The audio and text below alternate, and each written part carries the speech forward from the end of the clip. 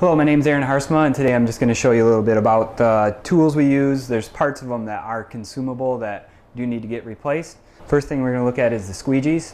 You got the rubber inside here that pulls the water off the glass. This is probably the most important piece of equipment that we have that helps you clean the glass well. There's no set standard time or how many windows to tell you when to switch a rubber, but you'll be able to tell after you clean windows for a while how the performance starts to change on it, water bleeding through, being left behind. Then you know it's time to switch them.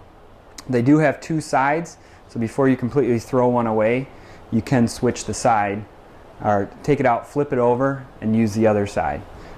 With these Edarays, there's a brass clip that clips onto the rubber in here. I'll take this apart so we can take a better look at it. But what you're going to do when you put a new one in is you have this brass clip, you spread it apart a little bit, take the old rubber out, and grab a new one. It's got a pointy side. You want that facing into the rubber. You just put it on. I usually slide it down about 1/8 of an inch and then pinch it tight.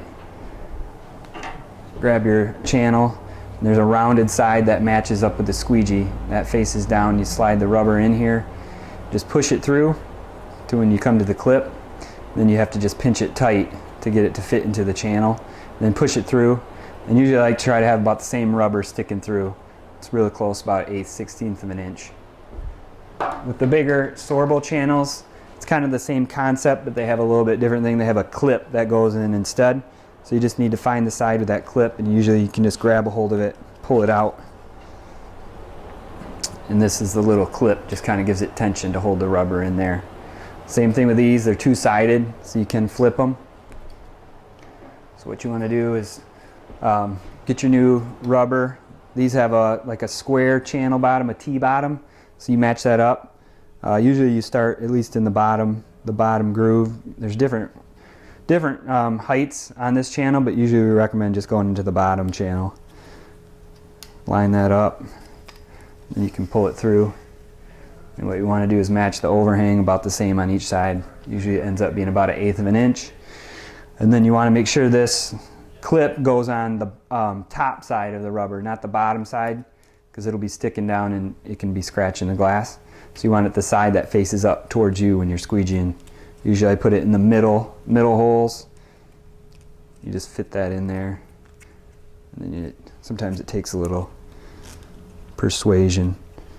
Work it in. Sometimes if you get it on a flat piece, you can end up pushing it in like that. That's how you change the rubbers. Then the other thing that we're going to switch out is razor blades. These 3 3/4 inch have a little tension bar in the back.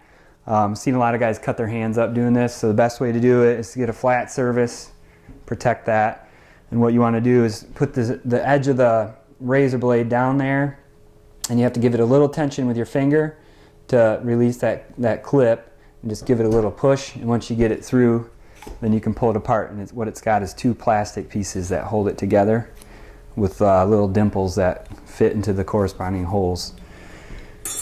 Throw that one aside. Usually we throw these in the toolbox. Once they're rusty and stuff, you want to make sure you're putting those in the trash so nobody gets cut up on them on the ground or in the truck. Grab a new one.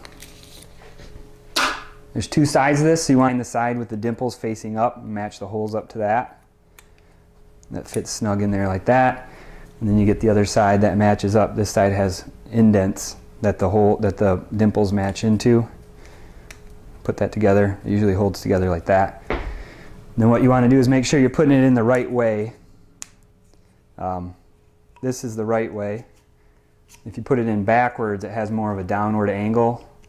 And when you're holding that razor to scrape, you're going to be catching against the glass and it doesn't slide well. So you use kind of the same technique, get it matched up into the slot, find a spot to hold it, and you want to give it a little bit of tension with your hand, and just push it in, and then you got it back in there. You got a new razor blade.